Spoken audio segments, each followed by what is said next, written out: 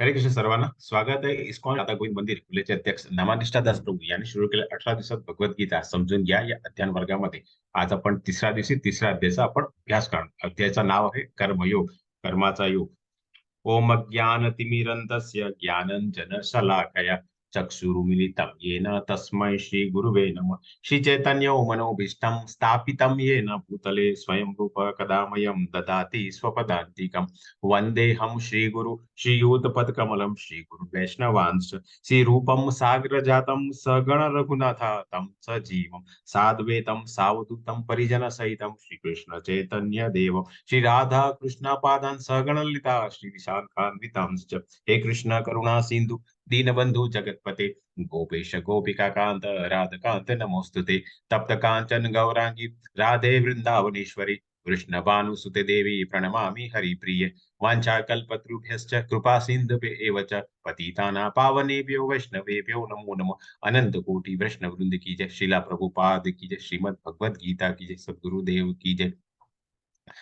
नमो विष्णुपदाय कृष्ण पृष्ठाय भूत श्रीमदे जया पताका स्वामी नामा आचार्य पदाय निताय कृपा प्रदाय गौर कथा दामोदाय नगरामतार. नमो विष्णुपदाय कृष्ण पृष्ठाय भूत श्रीमदे भक्ति वेदांत स्वामी नमस्ते सरस्वती देवी गौरवाणी प्रचारिणी निर्विशेषा शून्यवादी पाश्चात्य देश तारिणी. जय श्री कृष्ण चैतन्य प्रभु नित्यानंद श्री अद्वैता गदाधरा श्रीवासादि गौर भक्तवृंद. हरे कृष्ण कृष्ण कृष्ण हरे हरे हरे राम राम राम हरे हरे. हरे कृष्ण सर्वांना पुन्हा एकदा स्वागत आहे इस्कॉन श्री श्री राधा गोविंद मंदिरच्या या अध्ययन वर्गामध्ये. आज आपण तिसरा अध्यायाचा आपण अभ्यास करणार आहे.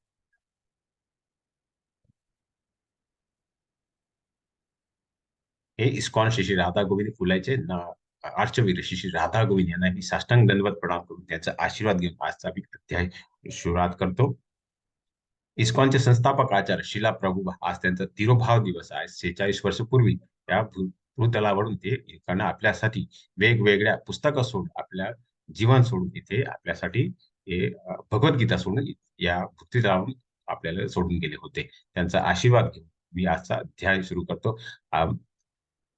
गुरु महाराज श्री जयपताका स्वामी महाराज यांनाही मी साष्टांग दंडवत प्रणाम करतो. त्यांचा आशीर्वाद घेऊन यांनी या अध्ययन वर्ग सुरू केला. नामानिष्ठा दास प्रभू मंदिराचे अध्यक्ष त्यांनाही मी साष्टांग दंडवत प्रणाम त्यांचा आशीर्वाद घेऊन अनेक कृष्ण भक्त जे वेगवेगळ्या सेवा करतात त्यांना माझा सादर नमस्कार. यांनी मला मराठीमध्ये पुढाकार दिला असं अन्वया माताजी, मनीषा माताजी, पूजा माताजी, ललिता माताजींनी, मुग्धा माताजींनाही माझा सादर नमस्कार. तर आपण काल जे पहिल्या दिवशी अर्जुनाचे 5 प्रश्न मांडले होते त्याच्यावरती भगवंताने जे उत्तर दिले होते. करुणाचे ज्ञान दिलं होतं की आपण शरीर नाही, आपण आत्मा आहोत. आनंद नाही म्हणजे कर्मकांड केलं पाहिजे. स्वर्ग किंवा राज्य म्हणजे कुठल्या दोन्ही गोष्टीमध्ये त्याला आनंदच आहे. पापी प्रतिक्रिया म्हणजे भक्तिक्रिया पाप नाही. जेव्हा आपण बुद्धियोग म्हणजे आपण जेव्हा भगवंताची जेव्हा आपण काम करतो, जेव्हा काही कृती करतो, जेव्हा आपण सेवा करतात, तेव्हा त्या गोष्टीमध्ये आपल्याला पापी प्रतिक्रिया लागत नाही. असं म्हणजे दृढ निश्चयाने परमेश्वरची सेवा करा. जसं आपण एका लाकडाच्या पोपटचं उदाहरण घेतला होता, जिथे अर्जुनाचा तो सर्वश्रेष्ठ धनुर्धर आहे आणि तो दृढ निश्चय कसं होतो त्याच्यावरती आपण खूप चांगलं उदाहरण घेतलं होतं. सिद्धधीर मुनीची व्याख्या केली होती. शुद्ध दिव्य चेतनेतले व्यक्ती जसा प्रल्हाद महाराज होते त्याचा आपण उदाहरण घेतला होता. आणि पारिवारिक परंपरा नष्ट होते तर वर्णसंकर रोखण्यासाठी आदर्श बना. तर युधिष्ठिर महाराज ते पारिवारिक परंपरा नष्ट होणार देणार नाही, कारण ते करणार होते जेव्हा ते विजय झाले तेव्हा. तर हे सर्व आपण काल दुसऱ्या अध्यायात अभ्यास केला होता. तर आता आज आपण काय अभ्यास करणार तर त्यागी कर्म एकम वद. कर्म निष्काम कर्म हो हा जो आहे तो ज्ञानयोग पेक्षा चांगला आहे. योग म्हणजे काय तर जेव्हा आपण कुठलेही काम कृती कर्मकांड करतात, जेव्हा आपण भगवंताला प्रित्यार्पण करतात तेव्हा तो योग म्हटलेला जातं. जेव्हा आपण भगवंताच्या साठी करतात काम त्याला योग म्हणतात. म्हणजे निष्काम कर्मयोग निष्काम म्हणजे ज्या कामामध्ये आपण भगवंतासाठी काम करतो, कुठेतरी आपण फळाची अपेक्षा करत नाही, तो निष्काम कर्मयोग म्हणतात. तो ज्ञानयोग पेक्षा श्रेष्ठ आहे. कर्मकांड ते कर्मयोग. जसं मी तुम्हाला सांगितलं की आपण रोजच वेगवेगळ्या काम करतात, कृती करतात, पण कुठेतरी जेव्हा आपण भगवंताला जोडले जातात तेव्हा तो कर्मयोग होऊन जातो. सामान्य जनासाठी एका आदर्श कसा असतो त्याचा उदाहरण घेणं आणि सर्वात मोठा शत्रू कोण आहे आपल्यामध्ये त्याचाही आपण आज अभ्यास करणार. तर हे आजचे तिसऱ्या अध्यायाचे हे 5 टप्पे आहेत. तर भगवंताने काल जे 5 प्रश्न मांडले होते, त्याच्यावरती भगवंताने त्याला उत्तर दिले 5 प्रश्नाचे आणि शेवटची भगवंताने सीताधीर मुनीची त्याने व्याख्या केली. म्हणून आता परत अर्जुनाची मनस्थिती गोंधळली आहे आणि म्हणून त्याने हे 2 श्लोकामध्ये भगवंतांना विचारलं की आता तुम्ही मला काहीतरी एक सांगा. एकम वद म्हणजे कुठलातरी एक रस्ता सांगा, की मी कुठल्या रस्ता बाजूमध्ये जाऊ? युद्ध करू की जंगलामध्ये जाऊ? की सीताधीर मुनीसारखं वागणं करू? असा अर्जुनाने प्रश्न केला. आणि त्याच्यावरती आता भगवंत काय उत्तर देतात, हे आता आपण अभ्यास करूया.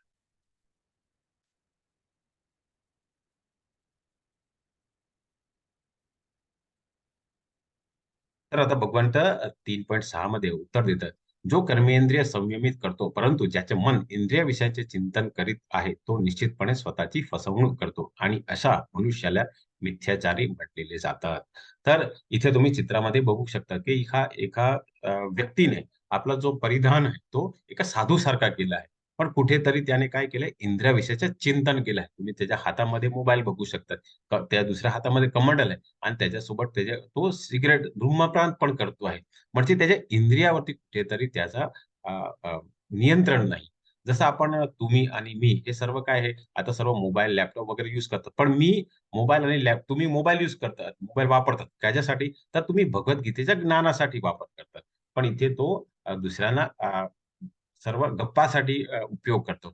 नंतर मी जो लॅपटॉप वापर करतो, तो काय करतो, मी भगवंताचं जे ज्ञान दिलं होतं, ते तुमच्या पर्यंत पोहोचवण्यासाठी मी प्रयत्न करतो. मी मला जे काही ज्ञान दिलं, ते मी तुमच्याकडे पोहोचवायला प्रयत्न म्हणजे माझे जे काही इंद्रिय आहेत, माझे डोळे आहेत, तोंड आहे, माझे नाक आहे, कान आहे, हे सर्व मी माझी इंद्रिय काय करतो, मी भगवंताचा प्रचार आणि भगवंताचे ज्ञान आहे, ते प्रचारासाठी करतो. परंतु जेव्हा आपण हे सर्व जे इंद्रियाचे विषय आहेत, जेव्हा आपण अ, त्याच्यावरती नियंत्रण न ठेवता आपण फक्त आपल्या इत्य भोगासाठी जेव्हा आपण उपयोग करतात, तेव्हा आपण स्वतःला फसवणूक करतात आणि असे जे व्यक्ती आहेत, त्याला मिथ्याचारी म्हटलेले आहे. असा या श्लोकाचा आणि या चित्राचा तात्पर्य आहे.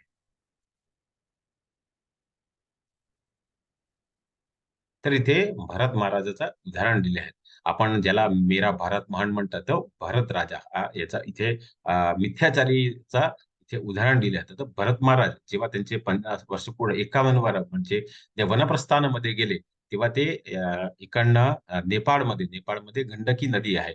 तिकडे एका झोपडी बांधून तिकडे यज्ञ करायला गेले. पण कुठेतरी जेव्हा ते जंगलामध्ये तप करत होते, यज्ञ करत होते, तेव्हा एका हिरणीचा तिथे प्रसव झाला आणि त्याचं एक बाळ पिल्लू असा हिरण त्यांच्याकडे आला आणि त्यांची त्या अ, अ, जो हिरणचा जो बाळ होता त्याच्यावरती आसक्ती झाली. म्हणजे ते जे काही यज्ञ तप करायचे ते सर्व सोडून आता त्या हिरणचा जो पाडू होता त्याच्या पाठीमागे लागले. म्हणून तिथे त्यांचं मिथ्याचारी म्हटलेले आहे. याच्यावरती आणखीन खोलामध्ये आपण जेव्हा 8व्या अध्यायाचा आपण अभ्यास करणार आहोत. जेव्हा आपण कुठल्या गोष्टीवरती खूपच चिंतन करतात, तर आपण जेव्हा मृत्यू होतं, तेव्हा आपल्याला काय आपली परिस्थिती होतात, त्याच्यावरती 8व्या अध्यायामध्ये खूपच चांगली याची आणखीन पुढे जास्त सखोलामध्ये कथा आहे, ती आपण अभ्यास करूया. तर पुढे भगवंत 3.6 मध्ये म्हणतात, की यस्त्वेंद्रियाणि मनसा नियमारभते अर्जुना कर्मेंद्रिय कर्मयोगस्त्व सक्त विशिष्यते. या उलट जर एखादी प्रामाणिक व्यक्ती मनाद्वारे इंद्रियांना संयमित करण्याचा प्रयत्न करीत असेल आणि आसक्ती न ठेवता कर्मयोगाचा म्हणजे मी तुम्हाला सांगितलं, की जेव्हा आपण भगवंताचा प्रित्यार्पण करतो, तेव्हा तो कर्मयोग म्हणजे इथे पण लिहिले आहे, की कृष्ण भावना भावित प्रारंभ करीत असताल, तर ती व्यक्ती अधिक श्रेष्ठ आहे. जेव्हा आपण जे काही कृती करतात, कर्म करतात, कर्मकांड करतात, त्या जे काही गोष्टी करतात, आपण ते सर्व जेव्हा आपण भगवंताचे प्रित्यार्पणे करतात, तेव्हा ती कर्मयोग होऊन जातात. इथे तुम्हाला चित्रामध्ये उजव्या बाजूमध्ये एका चित्र दिसतात. तुम्हाला माहीत असेल, की आता 3-4 महिन्यापूर्वी आपण रथयात्रा वेगवेगळ्या शहरा गावामध्ये आपण आणि ही पुरीची हे सर्व प्रसिद्ध रथयात्रा आहे. तर इथे तुम्ही चित्रामध्ये बघू शकता, तर इथे एका मनुष्य आहे, तो झाडू मारतोय. तो कोण आहे? तर तो त्यावेळीचा राजा, राजा रुद्रप्रताप होता. तर त्यावेळी जेव्हा रथयात्राची तयारी करत होते, तेव्हा चैतन्य महाप्रभू तिकडे तिकडे होते पुरीमध्ये. तर राजा रुद्रप्रतापांनी त्यांची भेट घ्यायचा प्रयत्न केला. म्हणून त्याने आपले जे सेवक होते त्यांना निरोप दिला, की तुम्ही जा आणि चैतन्य महाप्रभूंना सांगा, की मला त्यांची भेट घ्यायची म्हणून त्यांचे सेवक तिकडे गेले आणि त्यांना विनंती केली, की आमचे जे राजा आहेत, ते तुमची भेट घ्यायला मागतात. म्हणून तुम्ही त्याच्यासाठी वेळ द्या. तर चैतन्य महाप्रभूंनी सांगितलं, की मी जे गृहस्थ व्यक्ती असतात त्यांना भेटत नाही. कारण ते अशुद्ध असतात. आणि त्यांची जे इंद्रिय आहेत, त्यांच्या याच्यावरती त्यांचं खूपच चिंतन असल्यामुळे मी त्या लोकांना भेटत नाही, असं त्यांना निरोप देतात. पण हा जो सेवक आहे, तो त्याचा निरोप घेऊन चैतन्य महाप्रभूचा आणि आपल्या राजाला सांगतात, की असं-असं मला त्यांनी संदेश दिले आहे. तर आता राजा विचार करतात, तर मी आता त्यांना कसं खुश करू? कसं त्यांच्यासाठी मी काम करू? तर त्याच वेळी एका दिवशी रथयात्रा निघतात आणि राजा असून सुद्धा हा राजा रुद्रप्रभ एका सामान्य मनुष्यासारखा तिकडे झाडू मारतो आणि आता तुम्ही वेगवेगळ्या शहर आणि गावामध्ये बघू शकता, की हा प्रथा सुरू झालेली आहे. तर राजा असून सुद्धा त्याने एका सामान्य व्यक्तीसाठी, सामान्य जनासाठी त्या सारखा त्याने झाडू मारायचा सेवा केली. म्हणून चैतन्य महाप्रभू त्यांच्या ही चेष्टामुळे, ह्या कर्मामुळे त्यांच्यावरती प्रसन्न झाले आणि त्यांना ही त्याला दर्शन दिलं. तर इथे या श्लोकाचं हाच तात्पर्य आहे, की ह्या उलटा जरा एखादी प्रामाणिक व्यक्ती म्हणजे राजा रुद्रप्रताप तो राजा असून सुद्धा त्याने काय केलं, एका प्रामाणिक व्यक्ती असा सामान्य मनुष्यासारखा त्याने आपल्या इंद्रियाचा संयमित कारण राजा असतो तेव्हा त्याला खूप अहम असतो आणि अहमाचा त्याने संयम केला आणि करण्याचा प्रयत्न केले आणि आसक्ती न ठेवता, की मी राजा असून असं छोटासा असा असा हीन काम कसं करू? तर हे सर्व त्याने सोडून आपल्या कर्म केला आणि त्यामध्ये तो अधिक श्रेष्ठ झाला. म्हणून चैतन्य महाप्रभू ज्याला साक्षात भगवान श्रीकृष्णाचा अवतार म्हणतात. ते 500 वर्षापूर्वी आपल्या हरिनाम कीर्तनचं ते आपल्याला सांगून गेले. अशा व्यक्तीने त्याचं दर्शन केलं. असा या श्लोकाचा तात्पर्य आहे. म्हणजे जेव्हा आपण जे काही कर्म करतो, तेव्हा आपण भगवंताच्या प्रीत्या आपण कुठल्याही पदावरती असेल, कुठलीही प्रतिष्ठा आपली असेल, जेव्हा आपण भगवंताच्या प्रीत्यावरती करतात, तेव्हा आपण ते अधिक श्रेष्ठ होऊन जातात. जे प्रामाणिक व्यक्तीचा बनण्याच्या इंद्रियाच्या संयक्ती न केलं असा या श्लोकाचा तात्पर्य आहे. पुढे भगवान म्हणतात, की "यज्ञार्थ कर्मणो अन्यंत्र लोकायं कर्म बंधन तदर्थं कर्म कौंतेय मुक्त संग समाचरः." श्री विष्णूच्या प्रीत्यर्थपणे यज्ञ म्हणजे कर्म केले पाहिजे. नाहीतर कर्म हे या भौतिक जगामध्ये बंधनास कारणीभूत ठरतं. म्हणजे हे कोणते? तू आपल्या नियमित कर्माचे पालन श्री विष्णूच्या संतोषार्थ कर आणि या प्रकारे तू नेहमी कर्मबंधातून मुक्त राहशील. म्हणजे आपण कर्मयोग त्याग की कर्मयोग असा आपण मी पहिलाचे जो आपण विषय होता त्याच्यावरती आता 3.9 मध्ये भगवंत आपल्याला हे परत सांगतात. तर जेव्हा इथे तुम्ही चित्रामध्ये बघू शकता एका वेळी महाराज युधिष्ठिर जे खाली बसलेले हात जोडून ते महाराज युधिष्ठिर आहेत आणि ते हात जोडून कोणाला विचारतात तर नारद मुनी तो सर्वश्रेष्ठ योगी आहे. त्यांना विचारतात की यज्ञ कसं केलं पाहिजे? तेव्हा नारद मुनीने सांगितलं, की जे यज्ञ तुम्ही जे विष्णूच्या प्रित्यार्पणे यज्ञ करतात, कर्म करतात, तेव्हा तुम्ही भौतिक जगाच्या बंधनातून मुक्त भौतिक जगामध्ये काय आपल्याला त्रिगुणी माया, जी आपण पुढे प्रकृतीच्या जे 3 गुणी आहेत, सत्व, रज आणि तमोगुण, हे सर्व आपण जेव्हा कर्म करतात, कर्मकांड करतात, तेव्हा आपल्याला बंधनात कारणीभूत ठरतात. आणि जेव्हा आपण विष्णूच्या विष्णूच्या संतोषासाठी किंवा विष्णूच्या प्रीत्यार्पणेसाठी जेव्हा आपण कर्म करतात, तेव्हा आपण कर्मबंधातून मुक्त होऊ शकतात. आणि जेव्हा आपण कर्मबंधातून मुक्त होऊ शकतात, तेव्हा आपण हा पृथ्वी तलावरती परत येऊ शकत नाही. आपण भगवंताचे शाश्वत धाम आहे, गोलकावृंद आहे, तिथे आपण पोहोचू शकतात. कारण तिथे गेल्यावरती आपल्याला जन्म-मृत्यू, जरा-व्याधीचा हा जो चक्र आहे, तो आपल्याला परत-परत लागत नाही. म्हणून इथे भगवंताला अ, नारद मुनींनी नारद मुनींनी युधिष्ठिर महाराजाला यज्ञ कसं केलं पाहिजे, त्याच्यावरती खूपच चांगला असा या श्लोकाद्वारे आपल्याला सांगायचा प्रयत्न केलेला आहे. तर आता त्यागाचं चक्र कसं असतं, तर आपण जे काही वेद आहे, ते कोणी दिलेले आहे? तर हे भगवंताने दिलेले आहे. भगवंताने हे वेदामध्ये वेगवेगळ्या कसं कर्तव्य केलं पाहिजे. इथे तुम्ही शेतकरीचं उदाहरण दिलंय. शेतकरी आपलं विहित कर्म करतो. नंतर त्याग करतो आपला आणि जेव्हा यज्ञ करतो, यज्ञ केल्यामुळे काय होतं, तर पाऊस पडतो. पावसामुळे काय होतं, धान्याचं उत्पन्न होते आणि धान्याचं आपण काय करतात, तर जेवण वगैरे तयार करतात. आपण भोजन तयार करतात. हे सर्व भोजन आपण जेव्हा भोजन घेतात त्यापूर्वी काय केलं पाहिजे, तर आपण प्रत्येक जेवणामध्ये एक तुळशीचं पत्र ठेवून भगवंताला परत अर्पण केलं पाहिजे आणि जेव्हा आपण जे जे अर्पण करून आपण जेवण जे ग्रहण करतात, तेव्हा तो प्रसाद होऊन जातात. कारण भगवंतानीच आपल्याला हे सर्व काही दिलेलं आहे. आपण स्वतः काही आपण सूर्योदय करू शकतात, आपण पाऊस पाडू शकतात काय? हे सर्व आपल्याकडे होणार नाही. बीज आपण तयार करू शकतो काय? आपल्याकडे स्वतःचं शेत आहे का? हे सर्व पृथ्वी हे सर्व काय आहे? नंतर वारा आहे. हे सर्व सर्व गोष्टी हे भगवंतानीच आपल्याला दिली आहे आणि तेच जर आपण परत त्यांना दिली, तर तेव्हा हा त्यागाचं चक्र पूर्ण होतं आणि जेव्हा त्यागाचं चक्र पूर्ण होतं, तेव्हा आपण कर्मबंधातून मुक्त होऊ शकतो. असा या चित्राचा तात्पर्य आहे. म्हणून जेव्हा आपण आजपासून जर आता तुमचं जेवण बाकी असेल, तर तुम्ही जेवणापूर्वी हे जे काही तुमच्या घरी जेवण तयार केलेलं आहे, ते तुम्ही भगवंताला पहिले अर्पण करा. त्याला अर्पण करा आणि तुम्ही जर जेवण केलं, तर तुम्हाला कर्मबंधातून तुम्ही मुक्त होऊ शकतात. असा या चित्राचा आणि त्याग चक्राचा तात्पर्य आहे. तर वेदामध्ये सांगितल्याप्रमाणे यज्ञ केल्याने सर्व क्रिया शुद्ध होतात. आहार शुद्धो, सत्व शुद्धो, सत्व शुद्धो, ध्रुवा स्मृतीः, स्मृती लाभो सर्व ग्रंथीना विप्रमोक्षः. यज्ञ केल्याने मनुष्याचा आहार शुद्ध होतो आणि शुद्ध आहार ग्रहण केल्याने त्याचे जीवन शुद्ध बनते.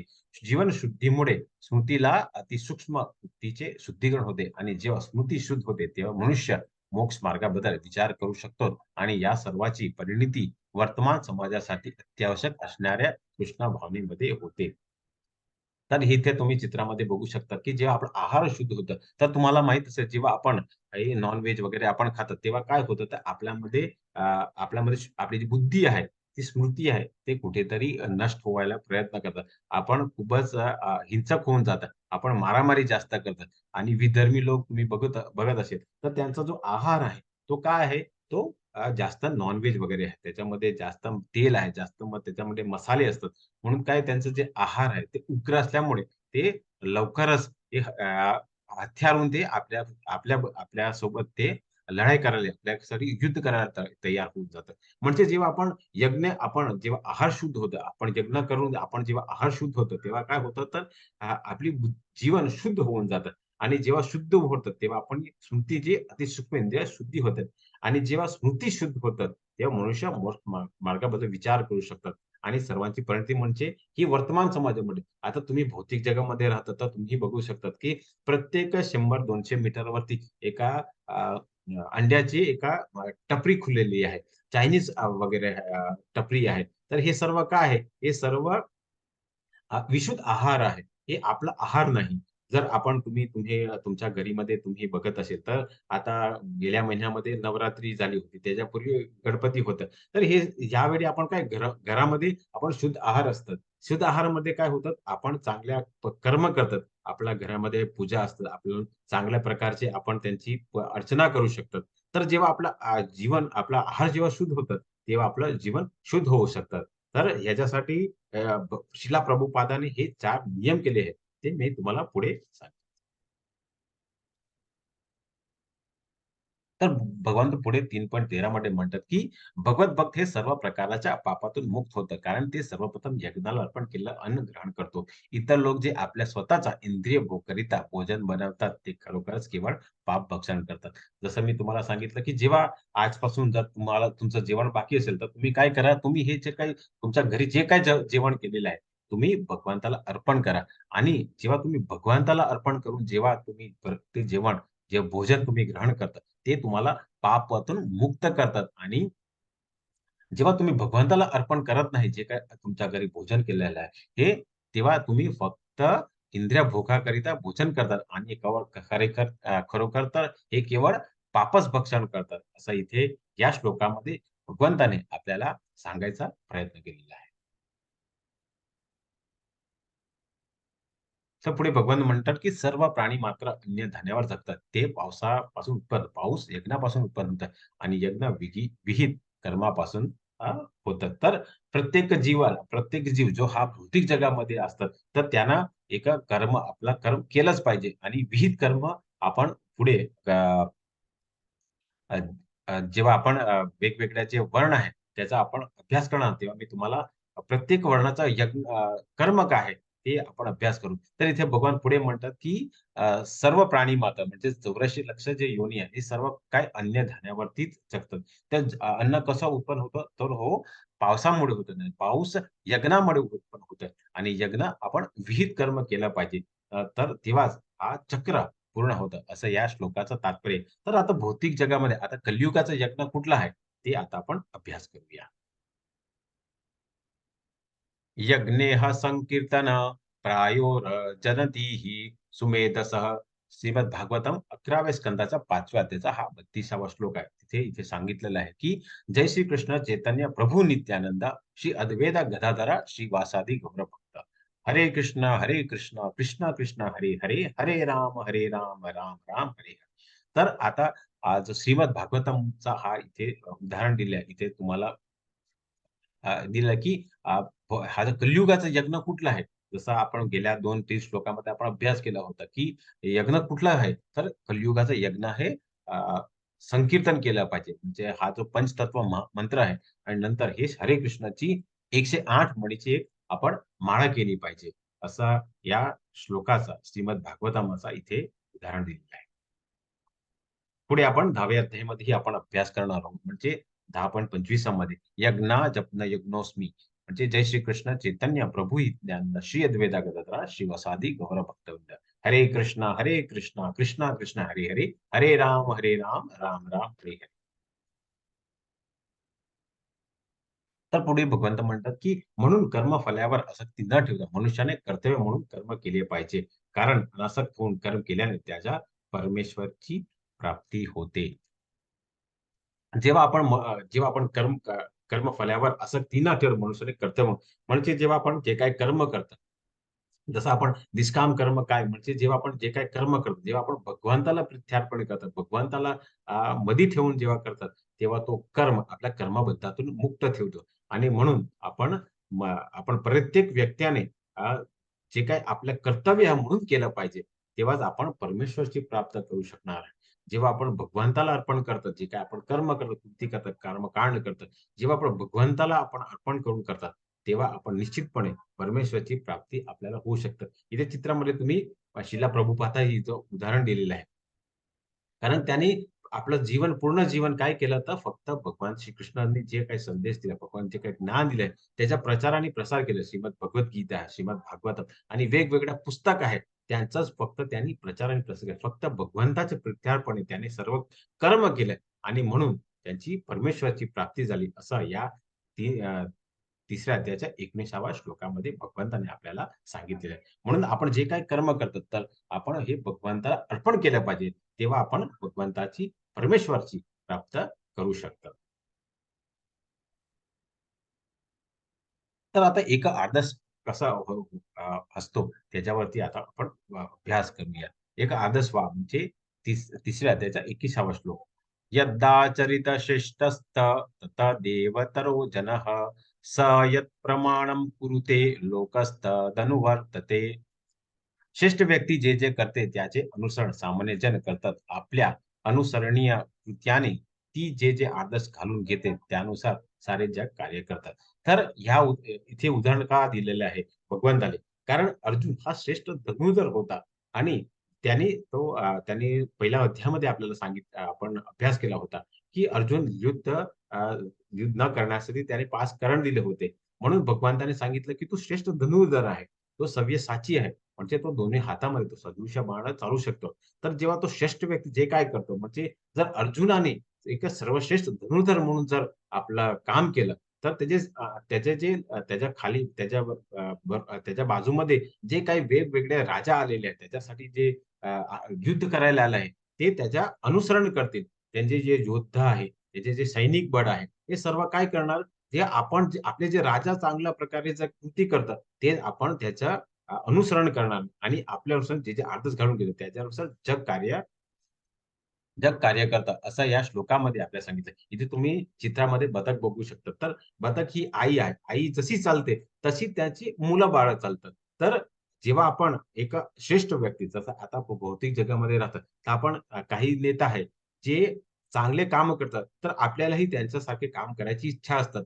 तर जेव्हा श्रेष्ठ व्यक्ती म्हणजे जे आपण पंतप्रधान आहेत, नंतर आपले राज्याचे मुख्यमंत्री असतात, नंतर वेगवेगळे मंत्री आहेत. त्यांचे जे काही त्यांचे जे विहित कर्म आहे, त्यांच्यामध्ये जे काही मंत्रिपदाचे खालीमध्ये जे काही कर्म करायचे असतात, ते जर त्यांनी श्रेष्ठ केलं, तर आपण त्यांचं अनुसरण केलं पाहिजे. काल मी तुम्हाला जेव्हा भगवान श्रीकृष्णाचा जेव्हा आपण उदाहरण घेतलं होतं, तेव्हा मी तुम्हाला सांगितलं, की आपण अनुकरण करू शकत नाही. आपण त्यांनी जे ज्ञान दिलं आहे, त्याचं आपण अनुसरण केलं पाहिजे. अनुकरण करू शकत नाही. म्हणजे जे काही श्रेष्ठ व्यक्ती करतात, त्याचं आपण अनुसरण केलं पाहिजे. तेव्हा आपण आदर्श बनवू शकतात. असा या श्लोकाचा तात्पर्य आहे.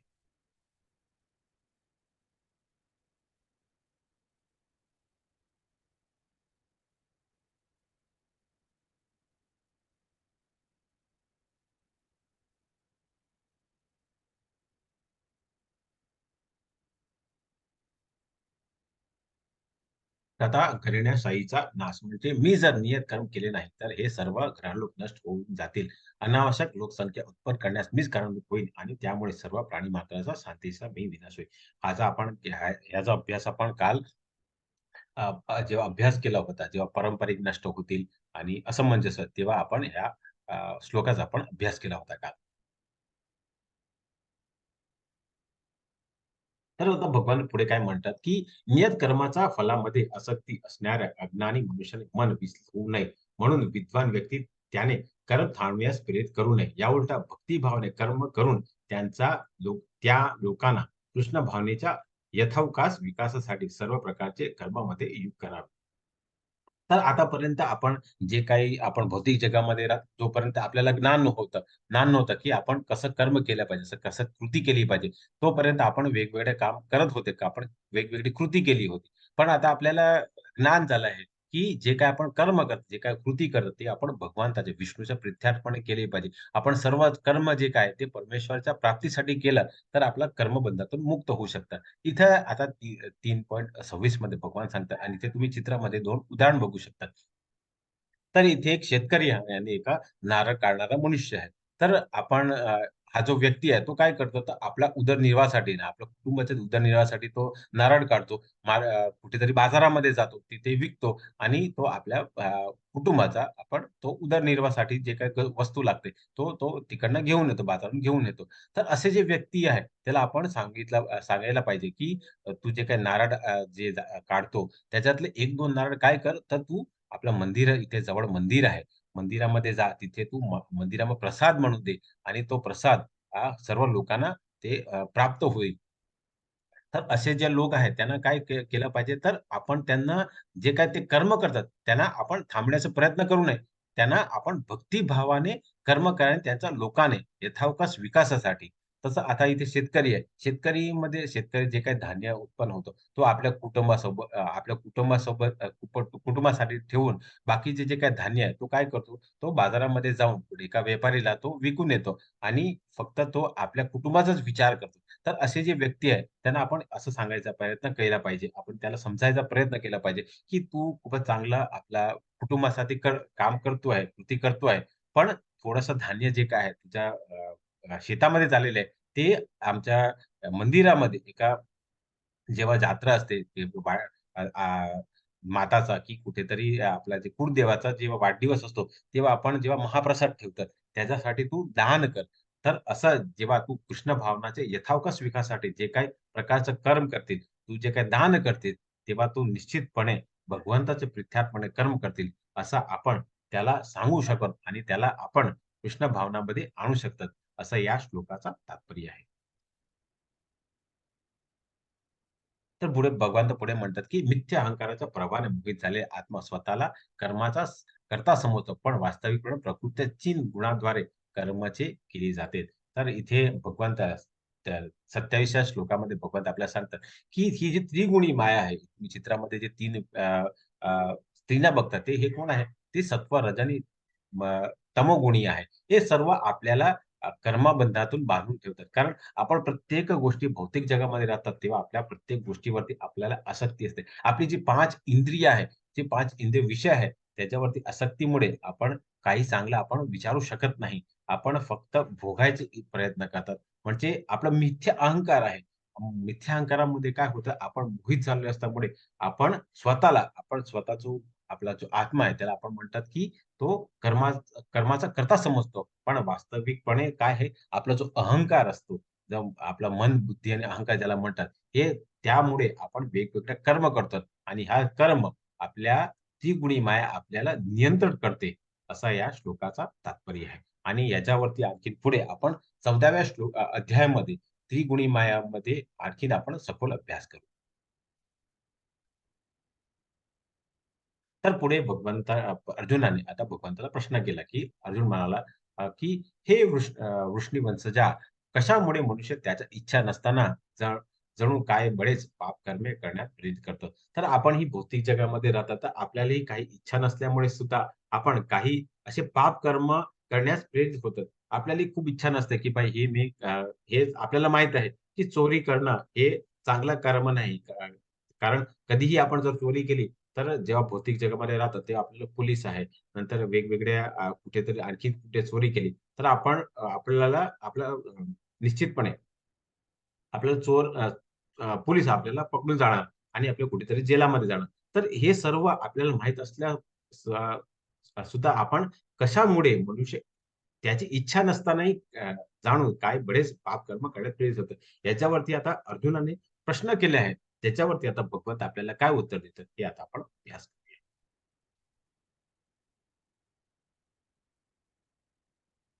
तर भगवान म्हणतात, की ज्याप्रमाणे धूर आणि अग्नी तुम्ही हे 3 वेगवेगळे चित्र दिलेले आहेत. तर अनिश्चित बलात म्हणजे आपली इच्छा नसताना आपण कसं करतात. तर ज्याप्रमाणे धुरीने अग्नी, धुरीने आरसा आणि वाऱ्याने घर विष्ट जातो, त्याचप्रमाणे जीव हा कामाद्वारे विविध प्रमाणात आच्छिदला जातो. तर इथे तुम्ही चित्रामध्ये बघू शकता. तर हे 3 आपले आपले वेगवेगळ्याचे का कामाची कामाचे प्रमाण दिलेले आहे. तर आपण जेव्हा अग्नी आहे, तर आपल्यामध्ये जेव्हा काम वासना कमी असतात, तरी आपण बघू शकतात. म्हणजे अ, जो धुरीने जो अग्नी आहे, तो आपण बघू शकतात. नंतर जो वरती चित्र आहे, तिथे तिथे आपल्यामध्ये जर मध्यम प्रमाणाची जर आपल्यामध्ये काम असेल, तर धुराचा आरसा म्हणजे आपला जो चेहरा आहे, तो आपण स्पष्ट बघू शकत नाही. कारण आपली कामवासना ती मध्यमची आहे. पण आपली कामवासना खूपच जास्त आहे. आपण आंधळा म्हणतो. आपण जेव्हा कामवासनामध्ये आंधळे होऊन जातात, तेव्हा आपण बघू शकत नाही. तसं इथे उदाहरणमध्ये एका गर्भाचा दिलेला आहे. जसा आपण गर्भ आपण आपल्या प्रत्यक्ष डोळ्यामध्ये बघू शकत नाही. आपल्यासाठी आपल्याला सोनोग्राफीचं मशीन लागेल. तसं जेव्हा आपली कामवासना जास्त होते, तेव्हा आपण स्वतःला बघू शकत नाही. तसं इथे या चित्रामध्ये उदाहरण दिलंय, की जेव्हा कामवासना जास्त होते, तेव्हा आपण स्वतः बघू शकत नाही. जसं इथे गर्भाचा उदाहरण दिलंय. तर हे आपली कामवासना आहे. हे जे 3 वेगवेगळे प्रकार आहेत, ते चित्रामध्ये आपल्याला दिलेले आहेत. जेव्हा आपली कामवासना खूप कमी असते, तसं ती अग्नीसारखी आहे. ते आपण बघू शकता. आपली मध्यम आहे, तर आपला पूर्ण चेहरा दिसत नाही. आपल्याला अर्धा चेहरा दिसतो. तसंच जेव्हा आपली कामवासना जास्त आहे, आपण स्वतःला बघू शकत नाही. आपण इतके आंधळे होऊन जातात, तेव्हा आपण बघू शकत नाही. इथे असं चित्र इथे गर्भाचं दिलेलं आहे.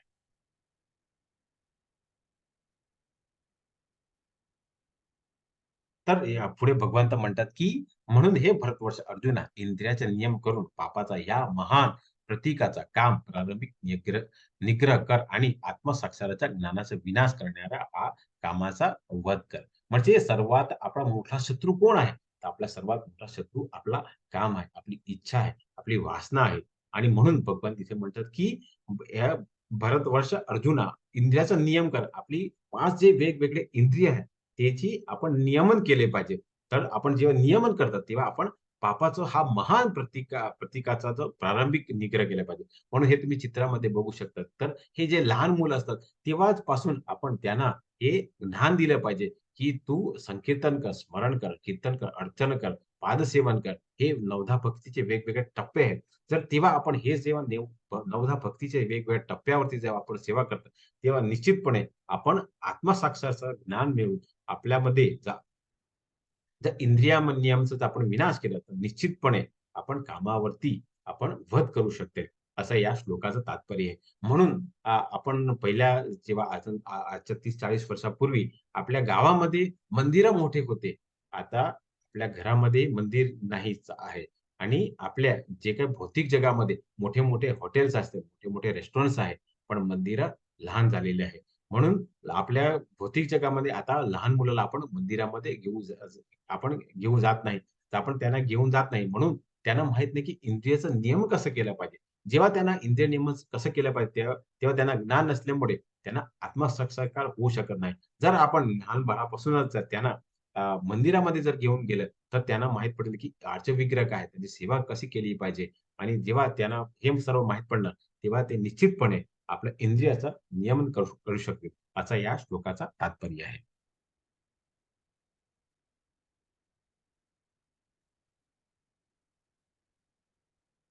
तर भगवान पुढे म्हणतात, की कार्य करणारे इंद्रिय जड प्रकृतीपेक्षा श्रेष्ठ आहे. मन इंद्रियापेक्षा श्रेष्ठ आहे व मनापेक्षा श्रेष्ठ आहे आणि तो आहे आत्मा बुद्धीपेक्षा श्रेष्ठ आहे. तर इथे जेव्हा आपण जड प्रकृती आहे आपल्यामध्ये, त्याच्यापेक्षा श्रेष्ठ कोण आहे? तर मन आहे आणि मनच्यापेक्षा श्रेष्ठ कोण आहे? तर इंद्रिय. आपली जे 5 इंद्रिय आहेत, ते आहे आणि मनापेक्षा श्रेष्ठ कोण आहे? तो आत्मा आणि आत्मा तो बुद्धीपेक्षा श्रेष्ठ आहे. असं या श्लोकामध्ये आपल्याला सांगितलं आहे. आणि ते काय आहे? तर आपण त्याचा अभ्यास करूया. तर आपण शरीर स्तरावरती असतात. आपण प्रत्येक जीव असतात. त्याला भूक लागतात. म्हणून आपण आपली इंद्रिय काय आहे? तर फक्त शारीरिक स्तरावरती असतात. जेव्हा आपण आपलं पोट भरलं, की आपण इंद्रिय स्तर म्हणजे आपली इंद्रिय तृप्त झाली आहे आणि त्याच्यापुढे आपलं काय असतं? तर आपली मानसिक स्थिती, की आपलं पोट भरलेलं आहे. आता आपण मानसिकप्रमाणे स्थान आहे. हे 3 गोष्टी तर प्राणीमध्येही असतात. पण प्राणी कधी त्याच्यावरती बौद्धिक स्तरावरती जाऊ शकतात. ते विचारू शकतात का, की मी भक्ती केली पाहिजे, मी मंदिरामध्ये गेलं पाहिजे, मी दान केलं पाहिजे. हे सर्व आपण बौद्धिक स्तरावरती असतात. आपण बुद्धीने आपण ते सर्व विचारू शकतात. प्राणी हे सर्व विचारू शकत नाही. तर बुद्धीचा जेव्हा आपण विचार करला, तेव्हा आपण आणखीन पुढच्या स्तर म्हणजे आध्यात्मिक स्तर म्हणजे भगवान तर कोण आहे? जसं मी काल तुम्हाला सांगितलं होतं, की भगवंताचे साक्षात्कारचे 3 टप्पे आहेत. पहिला टप्पा तो ब्रह्मज्योती, ज्याला ब्रह्मा साक्षात्कार म्हणतात. दुसरा टप्पा परमात्मा, जो आपल्या हृदयामध्ये असतात आणि जेव्हा साक्षात स्वरूप म्हणजे भगवान जे विभूत श्यामसुंदर आहे, त्याचा आपण साक्षात्कार केला पाहिजे. म्हणून फक्त प्राणीमध्ये हे 3 स्तर आहेत. पण मनुष्य आपण जेव्हा जन्माला आले आहे, तर आपल्यामध्ये बौद्धिक स्तर आहे आणि आध्यात्मिक स्तर पण आपण पोहोचायचा प्रयत्न केला पाहिजे.